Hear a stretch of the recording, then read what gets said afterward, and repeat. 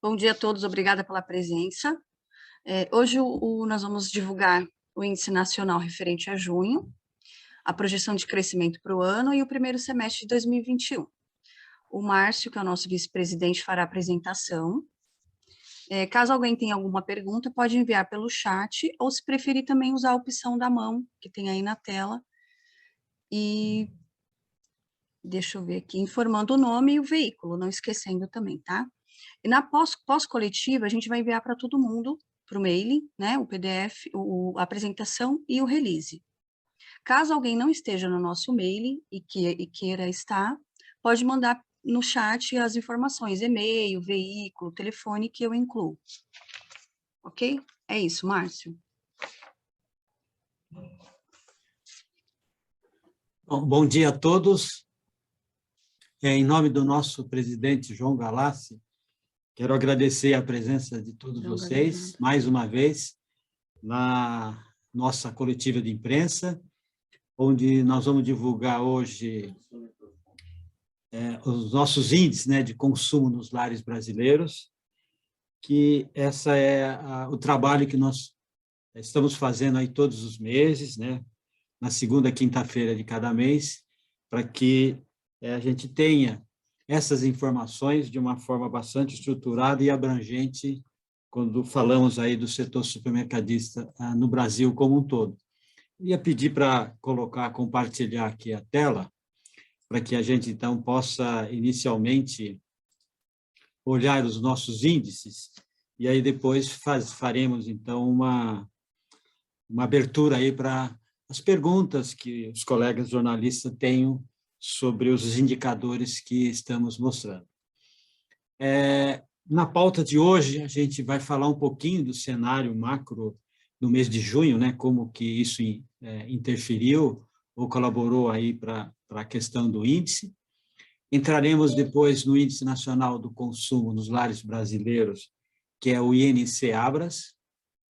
Vamos falar sobre Abras Mercado, né, uma pesquisa feita pela GfK, que é uma cesta aí dos 35 produtos que nós chamamos aí de largo consumo nos supermercados. Depois vamos falar aí sobre a questão da nossa projeção, como é que estamos vendo aí o fechamento aí do índice de consumo para 2021, e vamos também já fazer uma abordagem do que a gente se espera aí para o segundo semestre e mais com relação ao mês de julho, agosto, que são os meses mais próximos.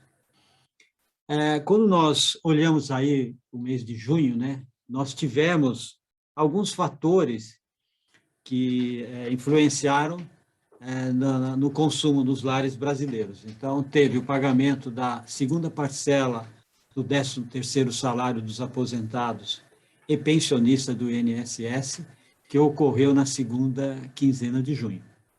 Depois teve o pagamento do auxílio emergencial para mais de 106 mil trabalhadores, que foi feita uma análise e esses trabalhadores, então, passaram a receber esse auxílio emergencial.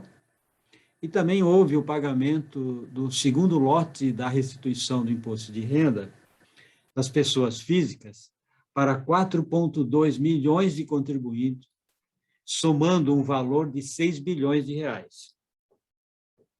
Ainda, com as notícias, né, de prorrogação do auxílio emergencial para mais 3 meses, né, o benefício acabaria em julho, e com a prorrogação e a medida do governo será pago até outubro, além das discussões, né, a gente até imaginava trazer alguma informação sobre essa discussão que está ocorrendo lá no governo, mas essa é a informação que temos até o momento. Acho que um ponto importante aqui, que para ressaltar, né, é a cobertura maior da vacinação. Então, o Brasil vem avançando na vacinação, e aí nos próximos dias, basicamente aqui no estado de São Paulo e outros estados, a gente já vai ter uma cobertura aí das pessoas aí adultas, né, acima aí de 17 anos. Um dado bastante relevante que nesse período também o setor de supermercados criou 42.785 postos de trabalho, acho que um dado bastante importante e relevante, o setor vem investindo, né? Nesse período também foram abertas e inauguradas, né, 60 novas lojas, né? E se a gente fosse fazer um cálculo aqui, que a cada 3 dias uma nova loja foi inaugurada, e nesse período também as empresas estão se modernizando, estão se adequando, e até para atender melhor o consumidor, né? Em termos de formato de loja, foram 70 novas lojas inauguradas aí de janeiro a junho de 2028. Então, são os dados que nos mostram não só o mês de junho, mas também o que aconteceu com relação a esses fatores no primeiro semestre aí de 2021. Vamos entrar agora nos nossos indicadores, né, no Índice Nacional do Consumo nos Lares Brasileiros, que é o INC-ABRAS, né? É importante a gente olhar esses números aí com um pouco mais de profundidade. Então, o primeiro semestre de 2021, de acordo com o Índice Nacional de Consumo nos Lares Brasileiros, né, INC-ABRAS, e aí acho que é importante a gente colocar que esse número e esses dados, ele contempla todos os formatos de lojas. Então, ele contempla os atacarejos, os supermercados, supermercados de vizinhanças, os hipermercados, mini-mercados, e também o e-commerce. Então, ou seja, toda a venda do setor supermercadista do Brasil acumulou uma alta de 4,01 positivo no ano. Então, é um dado bastante relevante. Quer dizer, o consumo no primeiro semestre dos lares brasileiros tiveram um aumento.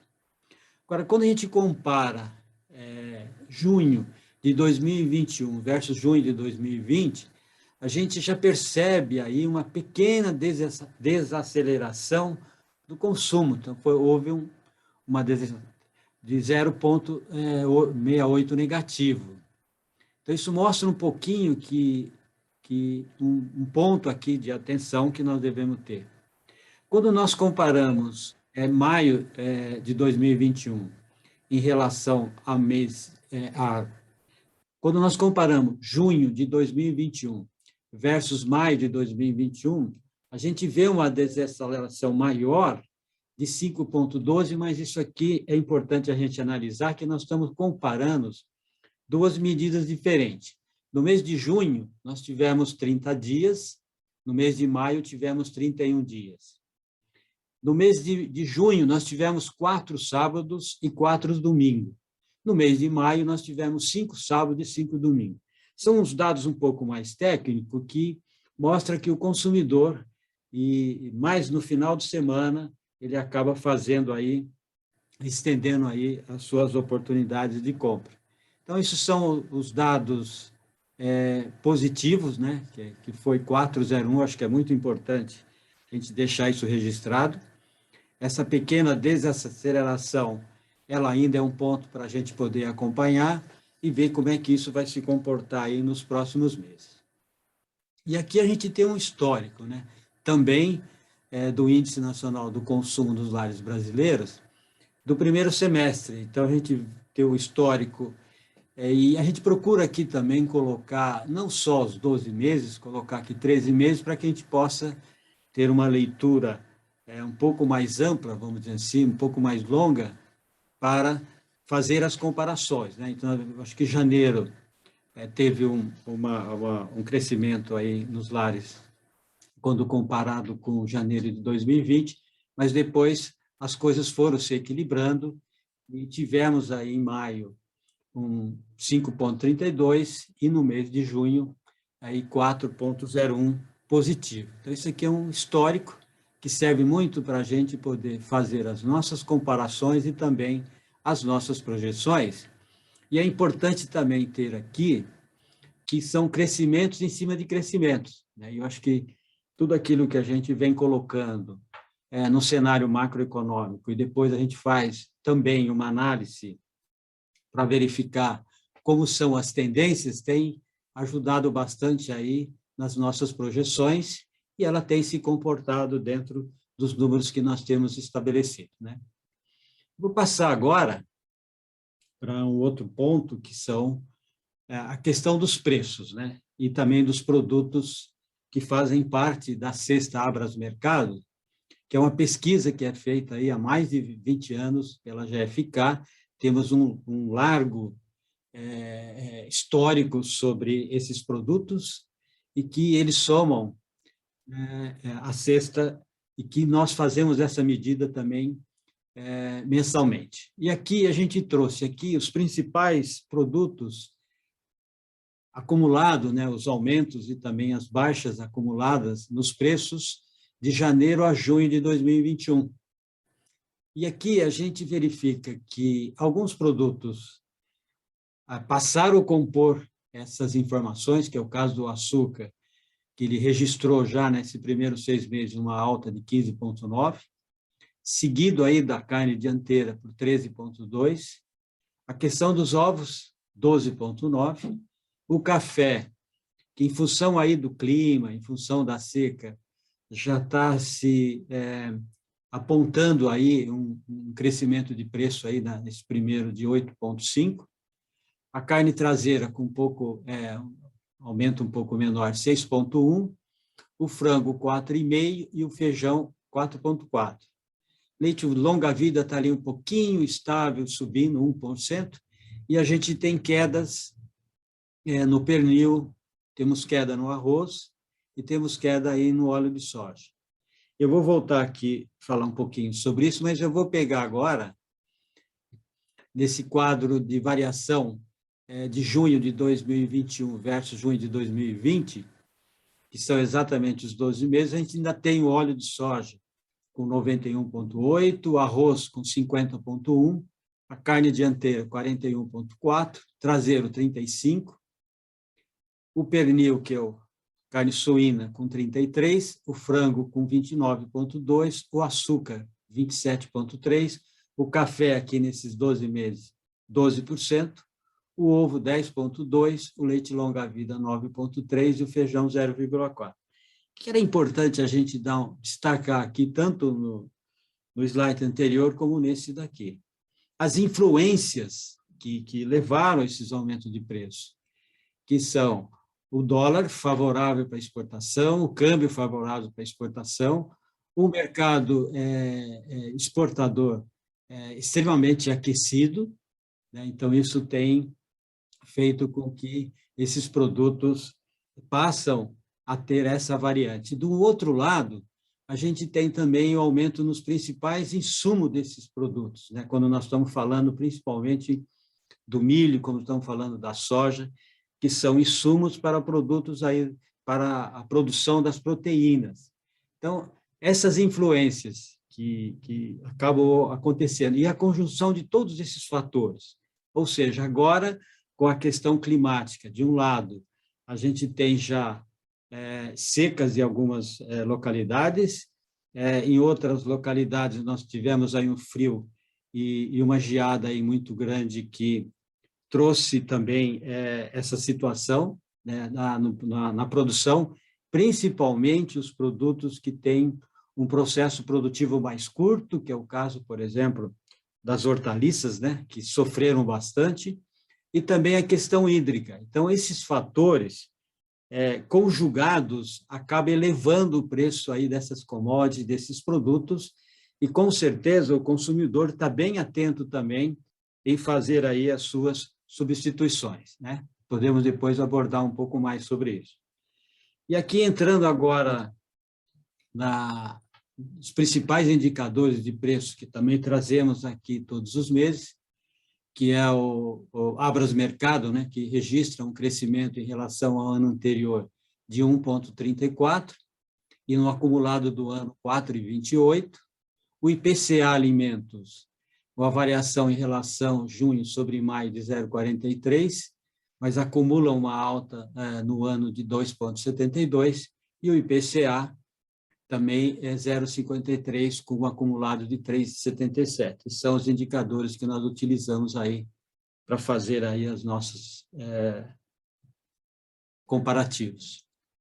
E aqui eu trouxe também já a cesta, né, Abras Mercado,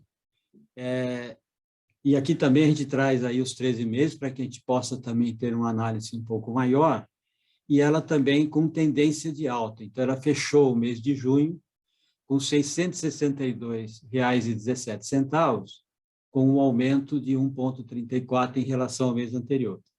Quando nós comparamos essa cesta com junho de 2020, o crescimento foi de 22,1.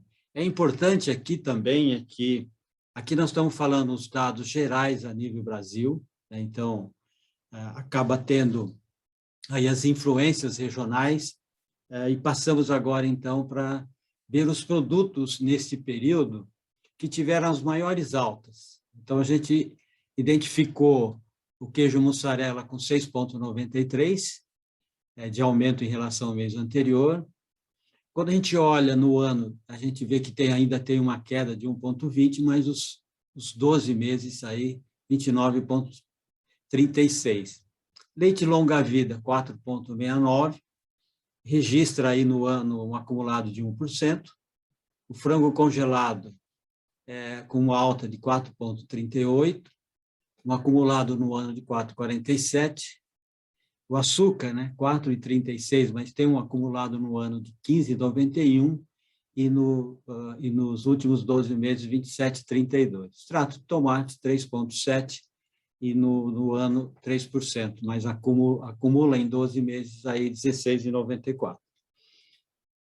Passamos agora para os produtos que tiveram quedas em relação ao mês anterior, em relação ao ano e também nos últimos 12 meses. Então, a gente tem a cebola, que teve uma queda em relação ao mês anterior, mas no ano ela registra uma alta ainda de 11,84, mas olha bem, ó, dos últimos 12 meses, comparado, ela teve 41,57 de baixa. Já a batata, a gente teve 9,19, no ano 36,24 e os 12 meses 37,54. Uma boa opção para troca aqui, quando nós estamos falando de carboidrato. O tomate, aqui nós estamos falando, né, sempre é importante a gente falar que esses dados são dados do mês de junho. Teve alguns desses produtos que tiveram uma influência agora aí no início do mês de agosto, né? Mas o tomate com a baixa, depois o shampoo também com 2,30 e o desinfetante aí com 1,63. Passando agora para a cesta a nível de grandes regiões, né? Então, na região norte, houve um aumento de 0,29, né? Saiu de 742,17 para 744,30. Na região sul, houve um aumento de 2,05, passando para 724,14. No sudeste, 635, né, com uma variação de 1,16. No centro-oeste, 611,47, aí com 0,88, e no nordeste, com 595, com 2,48. Né, e o total, como já foi falado, 1,34. Então, quando nós analisamos aqui, a gente verifica que no centro-oeste, quer dizer, no nordeste e centro-oeste, onde registram os menores preços. Já no sul e no norte, onde a gente tem aí os maiores preços aí em relação à cesta, né? E aqui tem as aberturas que nós fazemos por grandes regiões, né? E também pelas grandes cidades, e a gente registra aqui, né, Cuiabá aí com o menor preço, né, 524,02, e João Pessoa aí com maior alta, quando nós estamos falando de alta, não de valor, com 585,95. E aqui também, quando nós pegamos algumas regiões, como o interior de Minas Gerais, aparece também com valores diferentes. Você vê, Fortaleza registrou um aumento aí de 11,47, e o interior de Minas Gerais a gente teve aí uma baixa de 2,14. Então, são as grandes regiões, interior, Grande Belo Horizonte, Grande São Paulo e assim por diante, né? Aqui também a gente pega, de novo, né, esses mesmos dados com relação a Cuiabá e também a Fortaleza. E eu trouxe aqui uma análise para que a gente pudesse entender um pouco melhor quando nós comparamos determinado tipo de produtos e quando nós comparamos marcas. Então, eu peguei aqui o arroz e nós pesquisamos esse arroz em 4 lojas e identificamos aí uma quantidade de muitas marcas de arroz, né? Porque está se falando muito hoje do consumo de arroz de menor qualidade ou o que estão chamando aí de quebradinho. O que nós identificamos aqui nesse levantamento, e é um levantamento atual que a gente trouxe aqui para mostrar, primeiro, as marcas, a quantidade de marcas disponíveis no mercado é bastante grande, ou seja, cada empresa, cada loja, ela trabalha aí com as suas marcas. Algumas marcas, a gente consegue também fazer a comparação. A gente preservou aqui a rede, né? E também as marcas, exatamente, porque eu acho que a importância é a gente fazer essa análise. Então, a gente verifica que, aqui na linha E, por exemplo, a marca E, um produto, né, que tinha nas 4 lojas, ele tem uma variação, então, de 21,69 e ele vai até 23,99, né? E, aliás, são 5 lojas aqui. Então, isso é uma forma que o próprio consumidor ele acaba tendo a oportunidade de ele fazer as suas pesquisas. Acho que é o momento agora de pesquisa, porque cada loja ela tem o seu momento de compra, a sua estratégia de preço, as suas estratégias promocionais, as suas ofertas. E o que eu destaco aqui, e se tratando de marca, né, na linha K e na loja 3, a gente encontra o arroz a R$ 15,99. Já na linha O e na loja 4, a gente verifica uma outra marca de arroz para o R$ 29,98.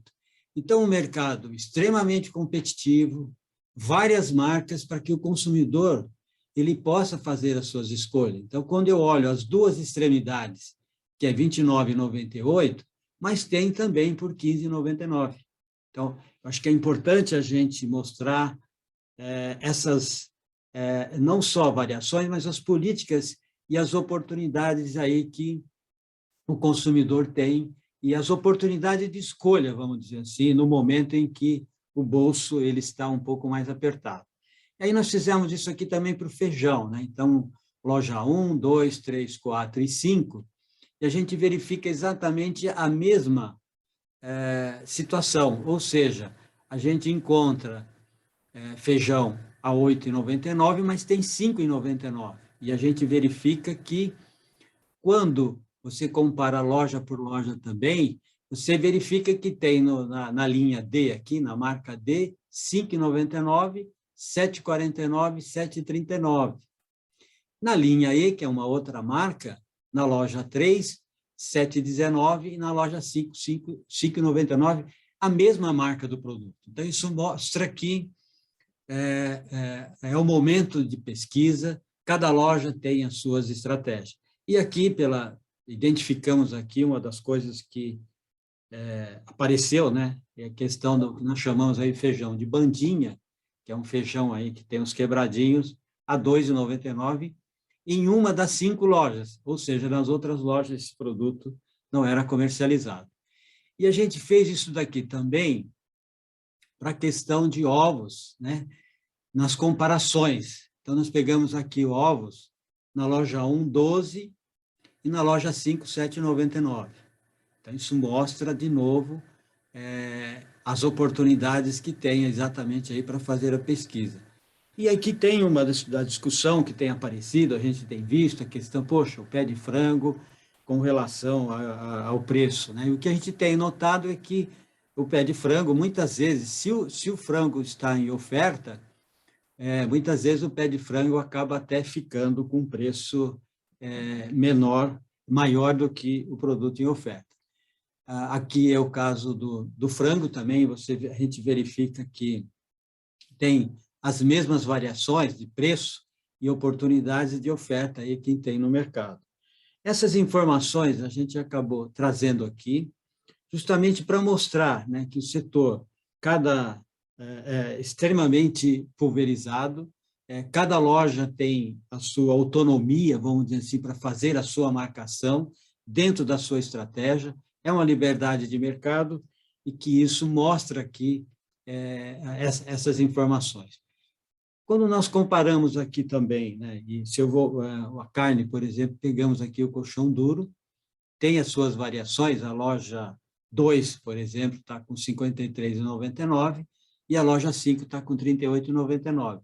E aqui, muitas vezes, o próprio consumidor ele faz uma comparação, que é uma comparação que, com 1 quilo de colchão duro, por exemplo, ele pode comprar 4,5 quilos de frango quando ele faz a comparação entre as proteínas, né?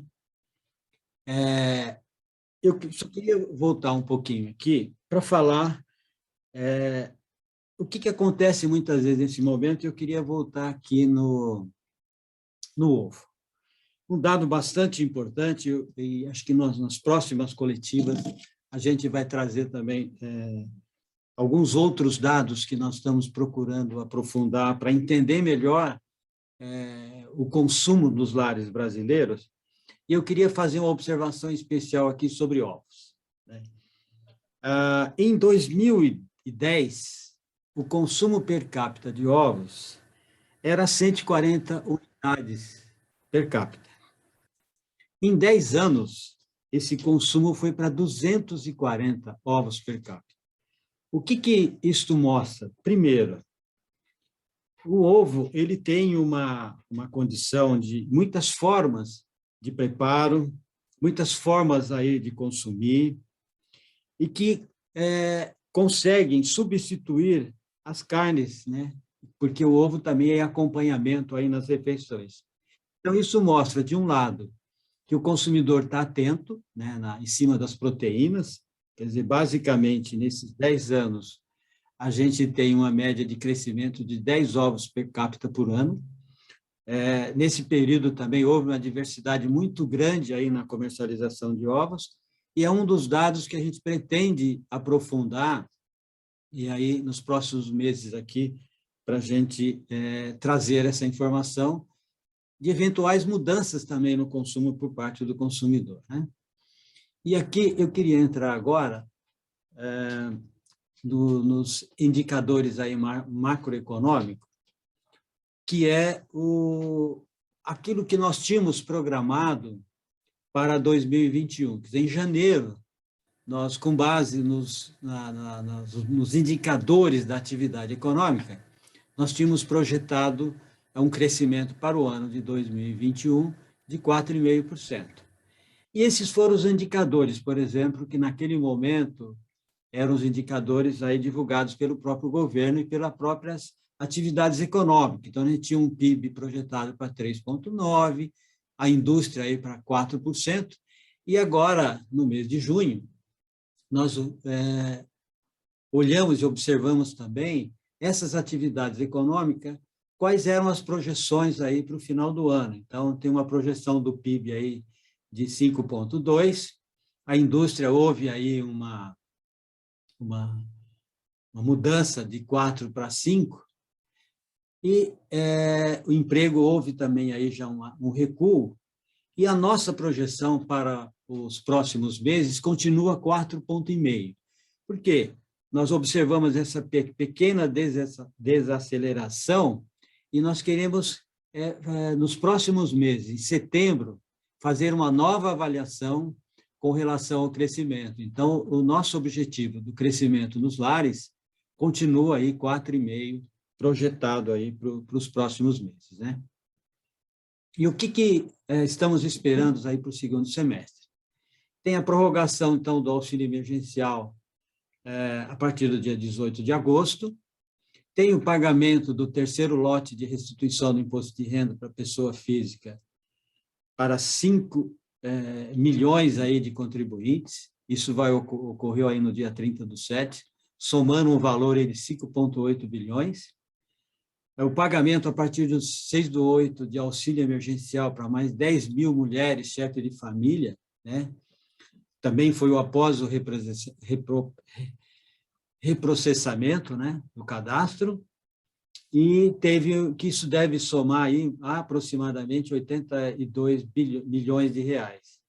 Temos o Dia dos Pais, né, que já passou semana passada, tem o feriado do dia 7 de setembro e tem o Dia das Crianças, Black Friday. Então, esses são o que vem aí pela frente. Então, Elisângela, eu acho que assim, uma primeira passada aqui das informações, essas eram as informações que queríamos compartilhar com os colegas, então eu estou aqui agora à disposição para continuar, né, nessa conversa, e também se algum colega tiver alguma dúvida, alguma pergunta aqui para responder. Peço licença para descompartilhar a tela e, mais uma vez, em nome do nosso presidente João Galassi, agradecer aí a presença de todos vocês.